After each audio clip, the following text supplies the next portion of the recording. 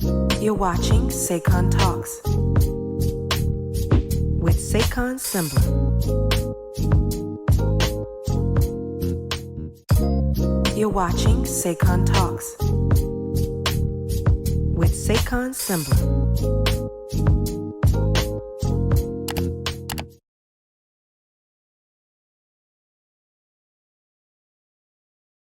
How was that first time in LA for you? The first time, I'm very open about this, like, to my community. It wasn't the best. Okay. I didn't know what I didn't know. I just assumed my theater credits. I did a couple of films here and there, Stomp the Yard. Let me get nosy. Were you single at that time? Were you married at that time? No, I was not single. I was in a long-distance relationship with a guy I had already been dating for like 3 years. Mm-hmm. So yeah, it was hard. I always say the transition from whenever you're in a certain mode as an actor, as any type of business, you're in one type of mode. When you're transitioning to another mode, it's just like you need that time to adjust. So you're coming off of the theater touring vibe, right? Going into LA, and long distance relationships. It's a lot. Yeah. And so I mean, there was also moving, new people, new air, new whatever. Yeah. So it puts a lot riding on that. Mm-hmm. If you're going to be away from your loved ones, your man, your family and friends, and you're going hard for this dream.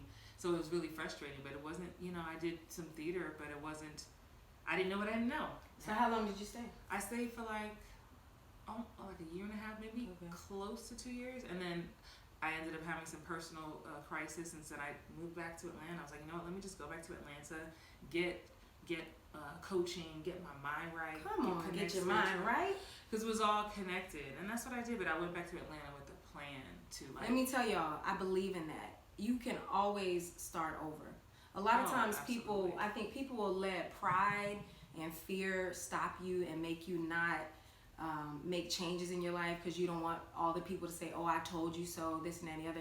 But let me tell you something. The people who might say, I told you so, they're not paying your bills. Right. They have nothing to do with your dreams and your process and your goals. So you're a great example of somebody who decided, you said, hey, hold up, let me just stop and regroup. Mm-hmm. I know a lot of actors that don't want to work extra jobs. They feel like they're ashamed to do things outside of acting. Like, let me tell you. I'm laughing. I've always kept 2 or 3 or more jobs. She keeps a job, okay? Like, I've always seen you do that. I know myself, people see me, they see me doing Broadway, they see me doing TV. But honey, I'll be quick to be singing in a wedding band talking about doo-wop, pop, pop. Because you got to do what you got to do. Visit SayconTalks.com for blogs, social, and merch. So I'm really proud that you saw that you needed a change, you needed to regroup, and you went back. Yeah, and so how long before you actually ended up coming back? Yeah, I ended up coming back in 2017. Got back to LA Super Bowl Sunday 2017. I was there. I remember. I was at shout out to Leland and Jason. I was at their house. It was a Super Bowl party that day. Because by this time I'm married. It was years later. It was years 6 years later. Yeah. Yeah, because when I went back to Atlanta, I was working my full-time 9 to 5, and I had a part-time job at the side, and started health coaching. That's how I got into the coaching world, which I love. I went to school to learn about being a health coach, and though I didn't continue being a health coach, I saw that I enjoyed coaching, and I saw that I enjoyed the goal setting part and the mindset and what's blocking you from this or achieving your dreams. Yes. So yeah, I knew I liked that coaching piece. So when I got back to LA, I wasn't working a job, for anybody else anymore, and honestly, I already had a manager here from when I booked the series record. Here? Oh, here in Atlanta. In LA. We don't know where we at. Been around the world and I. We're like, we in New York, we in LA, we don't know where we are. Jet set life. Honey, jet set, boo. Jet set. So here, you had an agent. Well, I've had an agent in Atlanta for 25 years. I had the same agent. I never dropped them. Okay. But when I got back to LA, that was key. I had a manager already, and then they helped me so I spent week 1 just unpacking, and then we had to move again. It was drama. But then week 2 was taking agent meetings, and by week 3, I had booked a guest star. Y'all see that? And then the second gig I booked. Because you know what you had was a plan. A plan? You had a plan, and you also, against whatever fears you had, you went for it. That's the thing I'm always talking about, is about taking hold of your life and making changes. If you need to make a change, make a plan, we're co-creators in this thing. Yes, so absolutely. I went to LA. I wasn't playing no games. I went on a mission. The second gig I booked was Ryan Murphy's American Crime Story. That was the second gig I booked when I was back. And I believe that first gig that you booked was your first audition back. Am I correct? Yes. Yes, I remember. I got pinned for like. I was excited for you. I was just like, okay. You better have just arrived. Yeah, so my team. And I was there. It was pilot season. It was quite a time. My team was like, okay. They were like, okay, we see who we working with. Yeah. That's the thing. You have to, as an actor, you can't just be the only one sitting and waiting for them to do stuff. You have to always bring something to the table as well. So yeah, it just from there just started. I was just working, and then I was like, let me just like do a blog and just like, I don't know, just track my. This is before you had really started cranking up your. I was a Actors Daily Bread. But this is how it was created. Okay. I started, was like, let me just, on Facebook, hey guys, I'm just here going to this audition, and then I would find myself just doing the same little videos, but maybe giving a tip here and there. And I was you like, could feel the habit, feel the vibe. Yeah, and I was like, well, maybe I should like do these. And then I was like, what should I call it? I talked to my husband. I was like, I want to like feel like I'm feeding the people, like giving them their bread.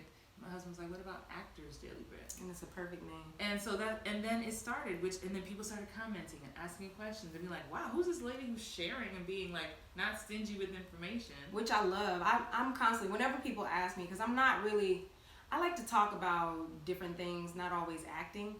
But people always like to talk to me about acting, and I always direct them to her acting videos because she has like hundreds of them. Right. I believe like 200 something videos at this point. As of right now, you just made like 203, 204, I think. Yeah, 204, because I'm a fan. I watch. She actually, for real, like. I watch. Like I'm a night owl. And I be like, what's she watching? You don't need these videos. 2:00 in the morning, I'll be like, yes, I do need to do that. I'll be folding clothes, like. Yes, absolutely. No, I always send people to your page. Like, I appreciate that. Yes, because I love YouTube and I love that it's there for people. And for me, I don't mind just my general interactions with young actors or older actors, whoever is getting into the business or trying to figure things out. I like to talk to them when they're at a certain level. So a lot of your stuff, you have stuff that's for people who've been there for a long time, who need to brush up, who rusty, they need to knock the dust off of it. Mm-hmm. And then you have videos for people who are just new, don't know anything about it. And that's what I really like about your material. Yeah. What is this booking magnet? This is a term that I coined for myself. I'm a big believer in the law of attraction and believing that we are magnets and we draw things, people, energy, experiences to us. Book 'em juice. And I was like, well, yeah, we always joke about book 'em like, juice. she would book, I'm like, give me some of that book and juice. And it's like, for me, I was like, I'm constantly thinking, how can I speak life into myself? And I am what I say I am. And I have to train people on how to speak life into me as well. So I just said, I'm a booking, it's part of my affirmation. I'm a booking magnet. I look in the mirror, I'm a booking magnet. And it just, I would start saying it, it caught on. So then in the last couple of years, what were some of your favorite gigs that you booked? Because you booked some really awesome stuff. The past couple of years, one of my favorites, I'd say my biggest TV role was playing Harriet Tubman on Timeless on NBC. If you weren't going to say it, I was going to say it. Honey, they had memes. I was like, that's my girl, she's Harriet Tubman. I know, that was so proud of you. That was a dream. On Timeless. Yeah, right? and which episode is it? It was the season finale of season 2. It's called The General. And the show's off the air, but it's on Hulu, I think. You can still watch it. Any sci-fi. They had a nice following. Nice following. I mean, the show got canceled season 1, and the fans got it back for season 2. Girl, you may have to make a stop at one of those the sci-fi Comic-Cons or one of those things. Yeah, I have a friend, because especially now that I'm in Terminator now. So I was at the Terminator like, that's my girl. Yo, I'm sorry. Let me calm down. I got so many favorites. Doing Blackish with Tracee Ellis Ross. Okay. That's when you had the all-white outfit on. Yes. I love watching your Instagram. Tell everybody what your Instagram. You can follow me at actress Christine Horn.